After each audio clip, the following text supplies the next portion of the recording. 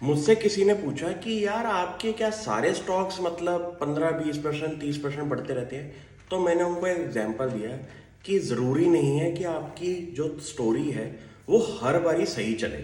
एक एग्जांपल देता हूँ एजीएस ट्रांजैक्ट सर्विसेज का। कंपनी का जो थीम है कैश मैनेजमेंट बिजनेस के अंदर, और कंपनी का जो पूरी की पूरी इंडस्ट्री के कॉम्पिटिटर्स हैं जैसे रेडियंट कैश, सीएमएस इन्फो, इनके अंदर तो बहुत मारी अच्छी रिटर्न आपको दिखाई दी होगी। लेकिन एक एजीएस ट्रांजैक्ट ऐसी कंपनी है जिसके अंदर ना तो कोई रिटर्न आई है और ना तो कोई स्टॉक प्राइस के अंदर अच्छी इंप्रूवमेंट भी आगे का आउटलुक में दिखाई देती है। रीजन बीइंग, कंपनी के बिजनेस मॉडल के अंदर रेवेन्यू ग्रोथ भी हमारी डिक्लाइन दिखाई दी है, प्लस कंपनी की प्रॉफिटेबिलिटी के अंदर भी एक बहुत बड़ा इंपैक्ट आया हुआ है। अब आप सोचिए कि एक इंडस्ट्री ऐसी है जहां पे प्राइवेट बैंक्स और पब्लिक सेक्टर बैंक्स अपना एटीएम का बिजनेस सबलेट करके इनको दे रहे हैं, लेकिन फिर भी ये कंपनी हमारी चल नहीं रही। अब इसका सबसे ठोस रीजन ये हो सकता है कि सबसे पहले मैंने अपनी स्टडी करी इंडस्ट्री के बारे में कि इंडस्ट्री इस बिजनेस के अंदर कैसी है। तो सबसे पहले मुझे ये पता चला कि आज की डेट में एक ट्रेंड चल रहा है कि जितने भी हमारे बैंक्स हैं, प्राइवेट सेक्टर हो गए, पीएसयू बैंक्स हो गए, उनके पास जो उनका एग्जिस्टिंग एटीएम नेटवर्क है वो उनको आज की डेट में खुद मैनेज नहीं करना।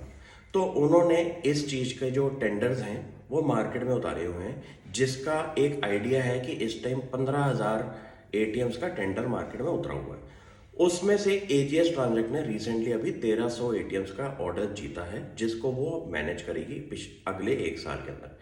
अगर मैं आपसे पूछूं कि कोई कंपनी के पास अराउंड इंडिया में 29,000 एटीएम्स ओन एंड मैनेज करने का ठेका है, प्लस उसकी जो ट्रेजेक्ट्री है वो ग्रोथ में ही रहेगी इस इंडस्ट्री के अंदर, प्लस कंपनी का जो, अगर मैं पूरा ओवरऑल इंडस्ट्री की अगर बात करूं कैश मैनेजमेंट बिजनेस की, जो कि 2029 तक 27 तक आपका 7500 करोड़ के आसपास का बिजनेस हो जाएगा, plus cash in circulation in the economy, ये सबसे बड़ा इंडस्ट्री ड्राइवर है इस इंडस्ट्री के अंदर कि एक इकोनॉमी के अंदर कितना कैश इन सर्कुलेशन है।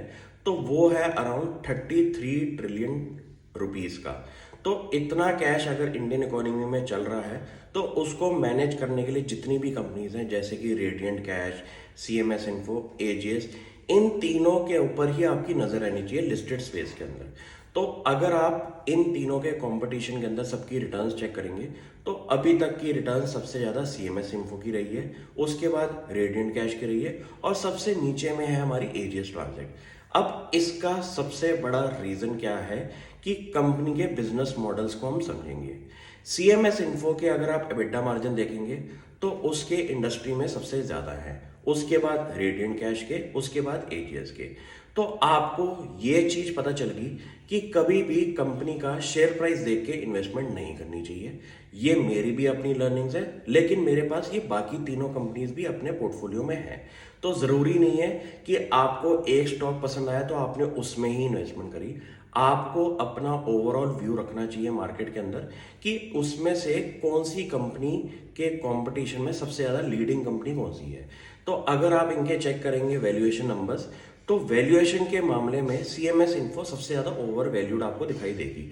लेकिन उसका सबसे इंपॉर्टेंट रीजन ये है कि कंपनी के आप मार्जिन प्रोफाइल चेक करेंगे, रेवेन्यू ग्रोथ चेक करेंगे, तो वो उसको वैल्यू करता है कि हम अगर रिटर्न्स दे रहे हैं अपने वैल्यूएशन के अंदर, तो उसका रीजन ये है कि हमारे फाइनेंशियल परफॉर्मेंस के अंदर भी अच्छी इंटैक्ट ग्रोथ दिखाई देती है।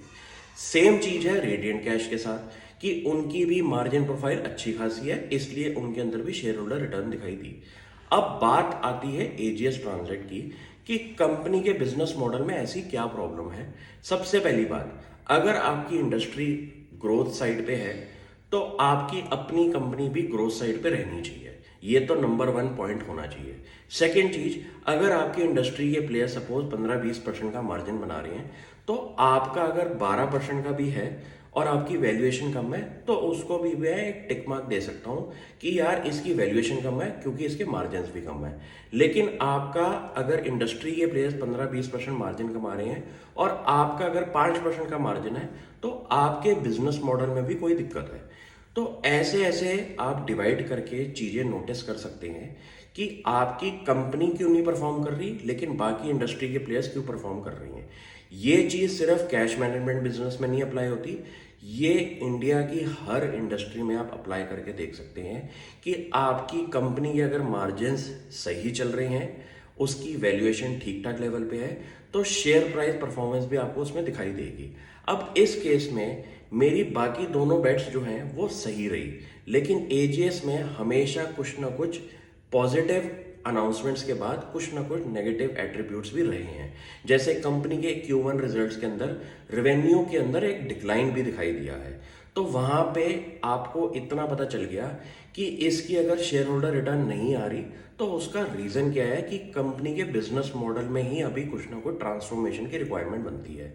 तो जरूरी नहीं है आपका हर स्टॉक चले, स्टॉक ना चलने का रीजन ढूंढना बहुत इंपॉर्टेंट है, क्योंकि अगर आपको रीजन नहीं पता होंगे तो आप ऐसा हो सकता है कि शेयर प्राइस टूटने के बाद उसमें और इन्वेस्टमेंट कर दें और अपना एवरेज डाउन करने की वजह से उसकी आपकी अगर होल्डिंग कैपेसिटी 100 शेयर की थी तो आज आपका प्राइस डाउन करके 300 शेयर खड़े हो चुके हैं, लेकिन अभी भी रिटर्न्स नहीं दिखाई दे रही। ये बहुत ज़रूरी है मार्केट के अंदर हर एंगल से अपनी इन्वेस्टमेंट्स को चेक करना और उसमें से सही एडवाइस देना। Thank you.